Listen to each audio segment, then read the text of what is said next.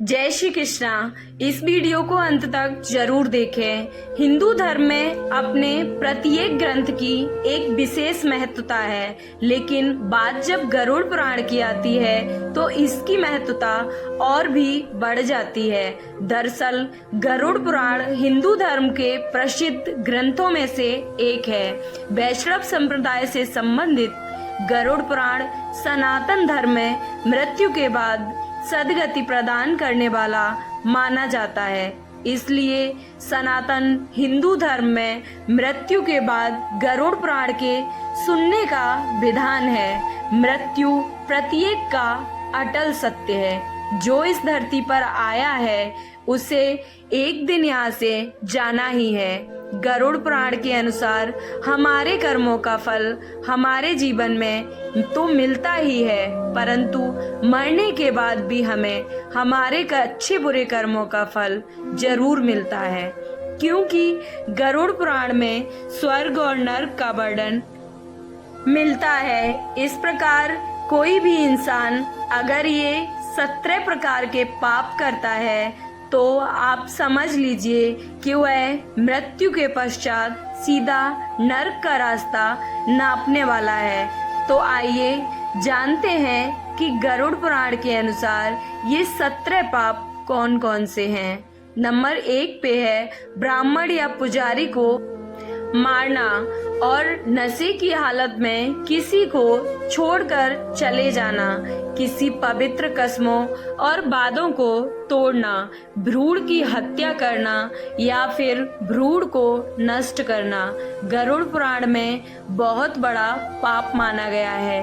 अगर कोई इंसान ऐसा करता है तो निश्चित तौर पर वह मृत्यु के बाद नरक की सजा को पाता है। दूसरा है किसी महिला की हत्या करना, किसी महिला को प्रताड़ित करना, मूक दर्शक बनकर अपनी आंखों के सामने किसी महिला की इज्जत को लुटते हुए देखते रहना या फिर किसी गर्भवती महिला को मारना पीटना आदि आपको नरक पहुंचाने के लिए काफी है और इन कर्मों का फल हमें जरूर मिलता है।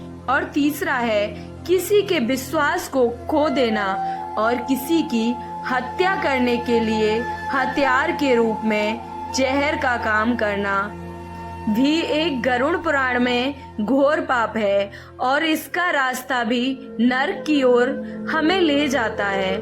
पवित्र स्थलों को हेय दृष्टि से देखना, अच्छे लोगों को धोखा देना, साथ ही उनकी बेइज्जती करना और गाली गलौज देना या फिर किसी धर्म पुराण, वेद या फिर मीमांसा का अपमान करना आदि भी नरक में जाने के ही संकेत हैं। जो असहाय और जरूरतमंदों की मदद नहीं करता और कमजोरों को सजा देता है, अर्थात कमजोर को सताता है, ऐसा व्यक्ति भी सीधे नरक में ही जाता है।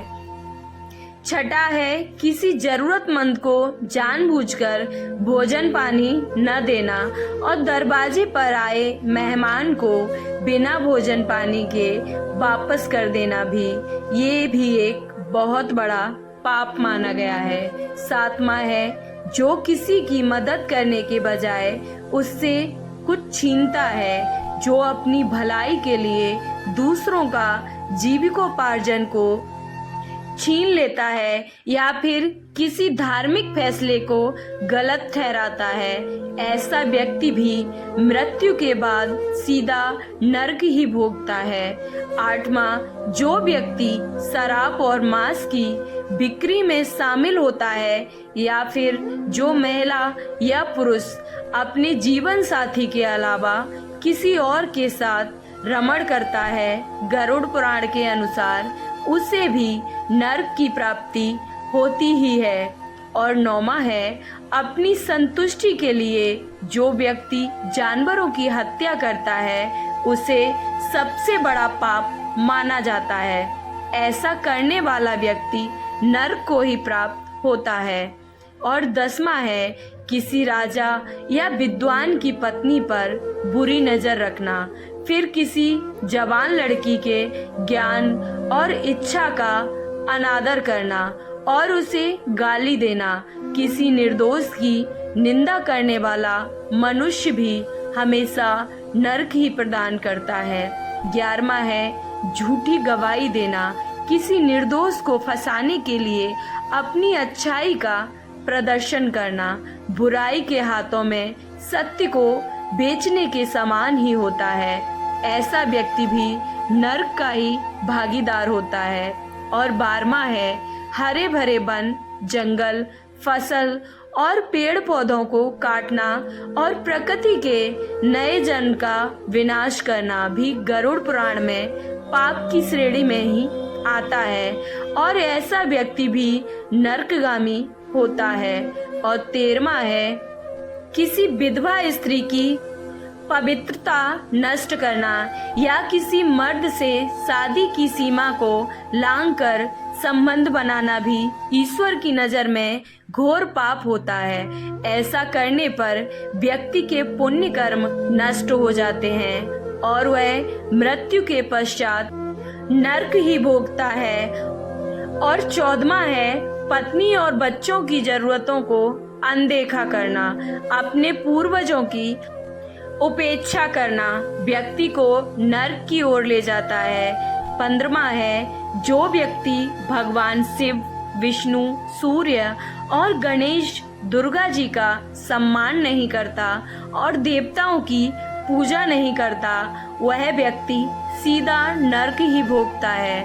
16वां जो व्यक्ति किसी महिला की इज्जत लूटने के इरादे से उसे शरणार्थी के तौर पर आश्रय प्रदान करता है और उसकी आड़ में वह अपराध करता है, ऐसा व्यक्ति भी पाप का भागीदार होता ही है और नरक को प्राप्त होता है। और अंतिम है 17वां जो व्यक्ति पवित्र आग, पवित्र पानी, बगीचे या गौशाला आदि में मल मूत्र का त्याग करता है, उसे तो खुद यमराज ही सजा देते हैं और उसे नरक भेज देते हैं। अगर ये 17 लाइन आपको पसंद आई है तो कमेंट बॉक्स में जय श्री कृष्णा जरूर लिखें। चैनल को सब्सक्राइब और वीडियो को लाइक करना ना भूलें। जय श्री कृष्णा।